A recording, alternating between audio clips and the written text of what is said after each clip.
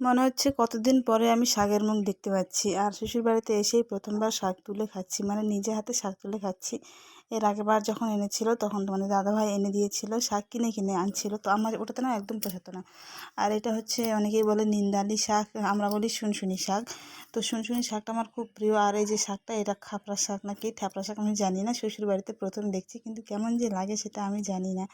তো ওটা বাছছিলাম, বেছে রান্না করব তারপরে। আর এই শুনশুনি শাকটা মানে আমার সব থেকে প্রিয়, কী বলবো, এটা পেলে আমার আর কিচ্ছু চাই না। তো আমার শাক বাছা হয়ে গেছে, তো এখন এটাকে ধুয়ে তারপর আবার রান্না বসাতে হবে। আর 2 রকমের শাক ভাজা হবে, আর সবজি তো আছে।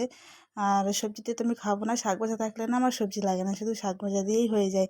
তো আমি প্রথমে শুনশুনি শাকটা ভেজে দিচ্ছি, তারপরে যে খাপরা শাক না কি বলে ওটাকে পরে ভাজবো। আর আমার এদিকে শাক ভাজা হয়ে গেছে। আর আমার হচ্ছে তোমাদের দাদাভাইকে খেতে দিয়েছি, ওকে বলছি কেমন লাগছে একটু টেস্ট করে দেখো। ও না বুঝতেই পারছে না কোনটা